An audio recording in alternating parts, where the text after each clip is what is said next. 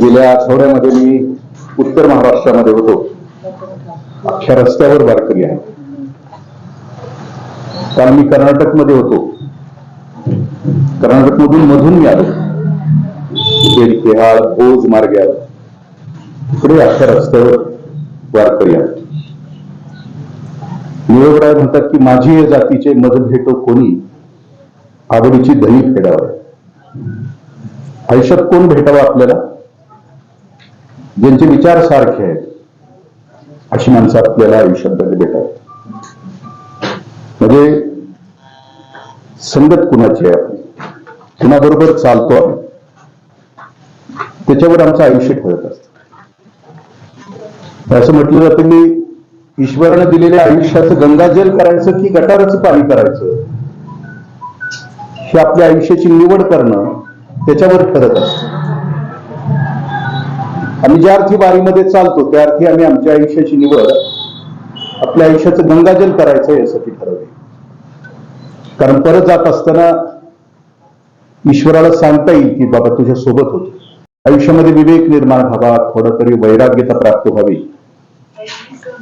जीवनाची यथार्थता काय आहे ती कळावी, म्हणून काही साधन आमच्यासाठी निर्माण केली. म्हणजे माऊली म्हणतात की तुला नाही जमायचं पण एखादा क्षण तरी तू दे मला. एक क्षण जर दिला तर मी पुढचा क्षण तुझ्यासाठी देईनच.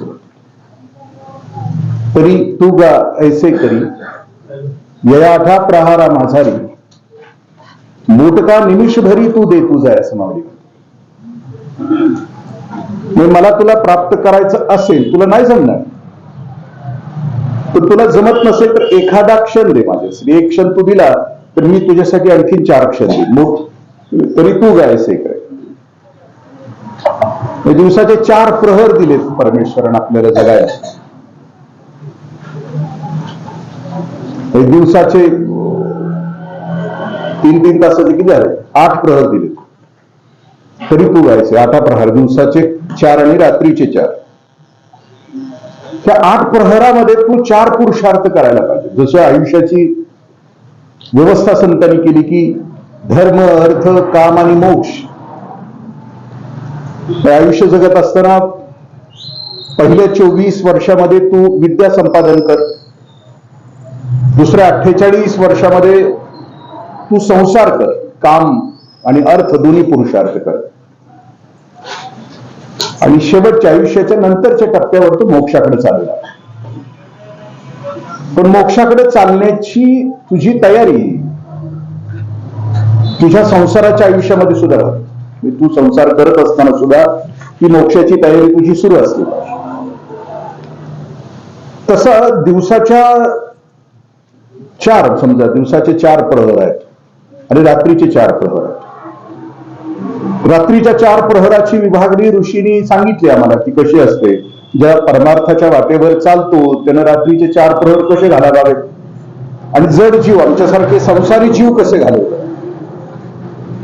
पहिले प्रहर सब कोई जागे, म्हणजे रात्री 6 ते 9 आम्ही सगळे जागे असतो. आपले सिरियल्स चालू असतात, ती सध्या काय करते, लागीर झालं, आता कुठल्या एक मला माहित नाही, पण पहिले 6 ते 9 प्राईम टाइम असतो. आम्ही सगळे जागे असतो आणि संसारातल्या गोष्टी करतो. संसारातल्या आमच्या गोष्टी कोणत्या असतात? निंदा चहाडी जनाची आणि अखंड चिंता धनाची. आम्ही ज्या वेळेला 2, 3, 4 असतो त्यावेळेला आताही विचार करून बघा रात्री झोपल्यानंतर आम्ही कोणत्या चर्चा करतो. कोणाची तरी चुगली, कोणाच्या तरी दोषाचं चिंतन, कोणाची तरी निंदा, कोणाची तरी चहाडी आणि अखंड चिंता धनाची. म्हणजे मी जो आलो तो एका मुलाचा मृत्यू झाला 37व्या वर्षी, 2 वर्षाचं बाळ आहे. त्याला खूप पैसे कमवायचे होते. तो सकाळी 6ला कामाला सुरुवात करायचा की रात्री 10 पर्यंत. खूप कर्ज काढलं आणि हा टोला नाही सहन झाला त्याला. आणि मग तो काल परवा दिवशी सकाळी वयाच्या 37व्या वर्षी निघून गेला. खूप कमवायचा त्याला. म्हणजे मृत्यू अलीकडे जे लवकर होत आहेत ना त्याला 2 कारण आहेत, मोह आणि क्रोध. लय पाहिजे भांडायला पाहिजे, आणि ते का पाहिजे माहित नाही. म्हणजे विचारवंत असं म्हणतात की माणूस पहिल्या आयुष्यामध्ये साधनं गोळा करामध्ये घालतो, सुखाची साधनं गोळा करण्यामध्ये घालतो, आणि ज्या वेळेला सुख भोगायची वेळ येते त्यावेळेला आयुष्य म्हातारं झालेलं असतं, वय होऊन गेलेलं असतं, सुख भोगण्याची शक्ती शरीरामध्ये शिल्लक नसते. पहिले प्रहर सब कोई जागे, दुसरे प्रहर जागे भोगी असं. 9 ते 12 कोण जागा असतं? रस्सा मंडळ. तुम्हाला सांगण्याची आवश्यकता नाही. रात्रीचं दुसऱ्याच्या जीवावर जेवणारे काळी पिशवीवाले दुसरे प्रहर जागे भोगी. काळ्या पिशवीचा केवढा मोठा आनंद असतो आपल्या घरात आपल्या सगळ्यांना माहिती. सकाळी डिक्लेअर केलं रविवारी की आज आहे, अख्खं घर थुई थुई नाचत असत. कुणी कांदा कापतय, कुणी कोथमीर कापतय. बघुल्यातलं शेवटचं बोटूक संपेपर्यंत घरातलं सुख ओसरत नाही. दुसरे प्रहर जागे भोगी असं म्हण. जिभेला लालचावलेले भोगी दुसऱ्या प्रहरमध्ये 9 ते 12. तिसरे प्रहर तस्कर जागे, तिसरे प्रहर जागे रोगी असं म्हण. 12 ते 3 तस्कर म्हणजे चोर, आणि 12 ते 3 रोगी. दमा, कॅन्सर, पाठदुखी, मानदुखी, वृद्धापकाळामुळे घायला आलेल्या बिजागऱ्या. तीसरे प्रहर जागे रोगी और चौथे प्रहर जागे योगी असं.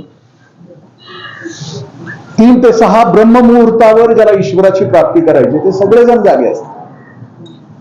तर अख्ख्या जगातली जेवढी सात्विक मंडळी ईश्वराकडे झेप घेण्यासाठी प्रयत्न करतात ती सगळी पहाटे उठलेली असतात. दिवसाच्या 4 प्रहरामध्ये जेवढं कमवायचं तेवढं कमवा असं म्हटलं. काळ बदलत चालला, मग संत म्हटले की याला नाही जमायचं, आयुष्याची ही विभागणी नाही जमणार. मग मधल्या कालावधीमध्ये चातुर्मास ठेवला होता संतांनी आपल्यासाठी. ग्रंथामध्ये 4 महिने गावामध्ये एखाद्या मंदिरामध्ये जुना जाणकार माणूस ग्रंथाचा अर्थ सांगायचा, आणि मग उरलेले 8 महिने ग्रंथात सांगितल्याप्रमाणे तो जगण्याचा प्रयत्न करायचा. कोणा संतांनी विचार केला की हेही नाही. संत यासाठी करतात की 3 गोष्टीमध्ये परमार्थ विभागला गेलाय, कर्म, ज्ञान आणि भक्ती. तर आम्ही जगत असताना आमचं कर्म कसं असावं, ईश्वर कसा आहे, त्याचं स्वरूप कसं आहे, आणि कर्म करताना कोणतं ज्ञान असावं. आणि जो कोणी तुम्हाला मला सांभाळतो आहे त्याच्यावर प्रेम असावं. आम्हाला सकाळी उठवतो, संध्याकाळी झोपवतो, खाल्लेलं अन्न पचवतो, पचवलेल्या अन्नाचं रक्त करतो, केलेल्या रक्ताचं रक्ताभिसरण करतो, दिवसभर कितीही लांड्याला बऱ्या उचापात्या केलेल्या असल्या तरी झोपवतो, रात्रभरात काहीही पुण्य केलेलं नसलं तरी सकाळी डोळे उघडतो, डाळिंबीच्या दाण्यामध्ये दाणे भरतो, आंब्याच्या रसामध्ये रस भरतो, सूर्य चंद्र तारे अधांतरी ठेवतो. पाऊल सुद्धा आम्ही त्याच्या शक्तीने चालवतो. चाले हे शरीर कोणाची सत्य, कोण बोलवी हरी, देखवी ऐकवी एक नारायण, वृक्षाचेही पान हले त्याची सत्य. त्याच्या सत्तेशिवाय झाडाचं पान सुद्धा हलत नाही. मग त्याच्याविषयीची कृतज्ञता आम्ही कधी करणार? मग त्या कृतज्ञतेची व्यवस्था संतांनी आम्हाला या वारीमध्ये केली. किती कृपावंत आहेत संत. श्रीमंत लोकांना आठवड्याचा शीन घालवण्यासाठी पार्ट्या आहेत, हॉटेल्स आहेत, ते करतात आठवड्याचा शीन. पण संतांनी उपकार केले आमच्यावर, सामान्य जीवांच्यावर. हे कुठं जायचं? त्याच्या आयुष्याचं मन मोकळं करायला कुठं जायचं? निचरा करायला कुठं जायचं? मग तू पाऊस पडलेला असेल, मृगातला पेरणी झालेली असेल, पहिलं भांगलन झालेलं असेल, मग आता 21 दिवसाची तुला सुट्टी, रजा आहे. संतांनी विचार केला, शेतावर कष्ट करायचं, शेतावर काम करणारे कष्ट करायचा विचार. ह्याला देव कसा भेटायचा म्हणून संतांनी सुरू केली आमची वारी. एकाच विचाराचे, एकाच मनाचे एकत्र चालले मगाशी मी म्हटलं सुरुवातीला, माझी जातीचे. आता इथं आल्यानंतर आमचा विचार सगळ्यांचा बदललाय. आम्ही विचारांचे कपडे बदललेत आता. वारीत यायच्या अगोदर आम्ही होतो तसे, म्हणजे जसे मगाशी पैपुंकीसाची एक किडे की न केळसींची. वारीत यायच्या अगोदर आमचे विचार संसारामध्ये गुंतलेले होते, पण वारी सुरू झाल्यापासून आमचे विचार आता सुटलेत. विचार संतांनी केला, ही 21 दिवसाची पाऊलवाट आमच्यासाठी तयार केली. त्याचं नामस्मरण करत पावलो पावली थांबल्यानंतर त्याच्याविषयीची माहिती घेत कीर्तनातून. हे नामस्मरण त्या आत्मोद्धारासाठी, स्वतःच्या उद्धारासाठी, आणि कीर्तन हे लोकोद्धारासाठी. हे नामस्मरण करताना का करायचं की माऊली म्हणतात की जेथ नामघोष माझा करती बरं. मी एका योग्याच्या हृदयामध्ये पण नाही, ज्ञानामध्ये पण नाही, मग मी हरपला दिवसावा, मी हरवलेला सापळावा कुठं, तर जेथ नामघोष माझा करीती बरं. जिथं माझं नाव घेतलं जातं तिथं मी आहे. आता तो तुमच्या माझ्या सगळ्यांच्या सोबत ज्या वेळेला नाव घेतो ना, त्यावेळेला तो तुमच्या माझ्या सोबत असतो. आणि ही वारीचं सगळ्यात मोठं मोल आहे आयुष्यात. तर बऱ्याच वेळेला काय होतं की खरं वारीत आल्यानंतर मोबाईल सगळं घरी ठेवून यायला पाहिजे. कारण हा 21 दिवसाचा त्याग आहे. म्हणजे 360 पैकी 340 दिवस झालं ना, किती खेटलो घरा, किती रेटलो, किती तिकडे उचापत्या केल्या, पण हे 21 दिवसात सगळं बंद असायला पाहिजे. आणि मोबाईल बरोबर रात्रीचा आहे, संध्याकाळी पोराचा येतो तिकडनं. घरात असताना कवा दखल घेत नाही, जेवला का, खाल्ला का, आणि मग इकडनं पण स्पीकरवर लावला पोरग आणि सून माझी चौकशी करते हे कळायला पाहिजे आजूबाजूला. एक इतकं समर्पण पाहिजे की देव माझ्या सोबत आहे, देव माझं करतोय सगळं काही या वारीमध्ये, तर दुसऱ्या कोणी काळजी करायचं कारण काय. माऊली 12व्या अध्यायामध्ये असं म्हणतात की माळीये जेवते नेले तेवते निवांतची गेले, पाणी ऐसे केले व्हावे. पाणी शेतामध्ये स्वतःच्या इच्छेने कधी जात नाही. जिकडे शेतकरी दार मोडल त्या अंगाने पाणी जात. आपल्या आयुष्याचं हे 21 दिवसाचं दार त्यानं मोडले. आता त्याच्या संग गेलं पाहिजे ना. उगा तिकडे आणखीन घराकडनं ओढ आहेच, घराकडनं ओढ आहे. मोबाईल आपल्या बरोबर म्हणजे ह्या चौकशी चालू आहेत आमच्या, कोणाचीच चौकशी नाही. आश्रव बंद म्हणून जैन धर्मामध्ये एक साधनेचं एक छोटीशी साधन असं, म्हणजे चालताना 4 फुटाच्या पलीकडे बघितलं जाईल. म्हणजे आम्ही आमच्या हरिनामामध्ये अखंड आत्मस्थितीला कायम राहतो. आम्ही आपला सगळा लाभ घेत बाजूला. नाश्त्याचं ठिकाण कवा येतंय, नाश्त्याचं ठिकाण कवा येतंय, नाश्ता काय असेल, आता जेवण काय असेल, आणि हे आता कवा संपतंय.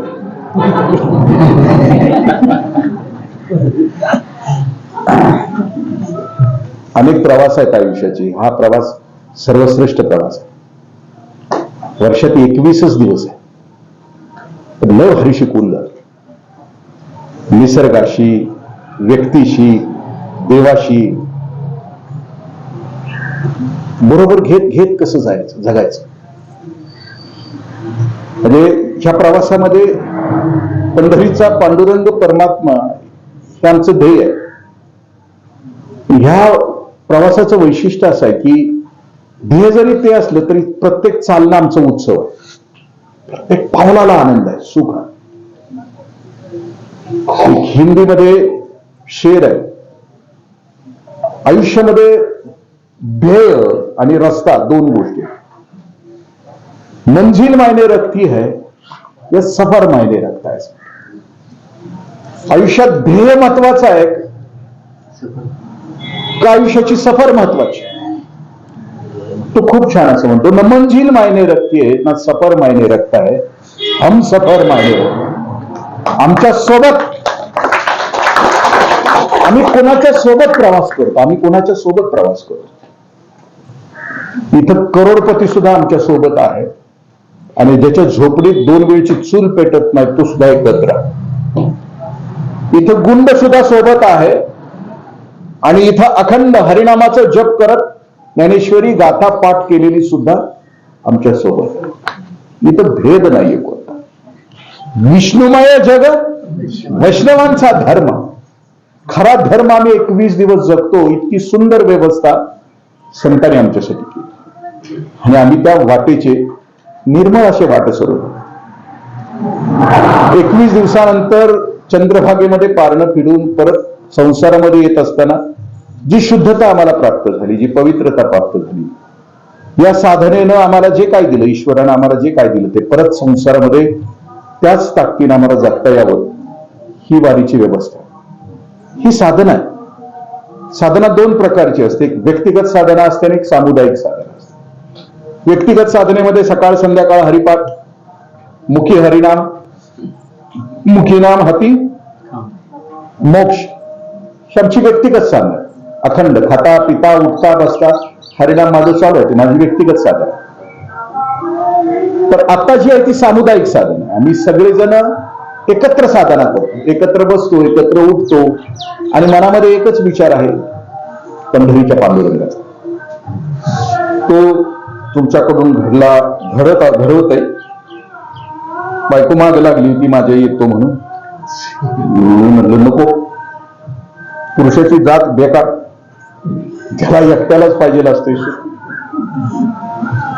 तुमच्या त्या सगळ्या जनाई मिराई सगळ्या बघितल्यानंतर बाकी चूक झाली हे आणायला पाहिजे. पुढच्या वर्षी 1-2 दिवस असा विचार करतोय. म्हणजे आता चांगदेव महाराजांच्या मंदिरात आहे, तुमच्या सोबत येता आलं, फक्त मला कुठं बोलायला लावायचं, आम्ही आपलं तुमच्या संघ राहण्याचा प्रयत्न करू. बघूया बायकोला सांग, कारण तुम्ही इतका भारी आनंद लुटताय. मी 2 किलोमीटर मध्ये विसरून गेलो की आत्मोद्धार या शब्दाचा अर्थ काय आहे. की चालताना अवघा रंग एक झाला, हा रंग एक होत राहणं आणि हा प्रवास करणं, असं सुख नाही जगाच्या बाजारात. संत तर म्हणतात की वारीत चालणं आयशा सोहळा स्वर्गी नाही, स्वर्गात सुद्धा असा सोहळा. त्या सोहळ्यामध्ये आपण सर्वजण आहात. सगळ्यांच्या पायावर माथा टेकतो, हृदयापासून माथा टेकतो. या वारीमध्ये ज्ञानोबा तुकोबरायांना जे सांगायचं ते आपल्याला प्राप्त व्हावं, ती दशा प्राप्त व्हावी, ती अवस्था प्राप्त व्हावी, अशा हृदयापासून ते शुभेच्छा देतो. आणि मुकुटाने तुमच्यामध्ये जो अडथळा मी आणलाय तो अडथळा मी बाजूला करतो. आपण मास्टरसाठी कुंडली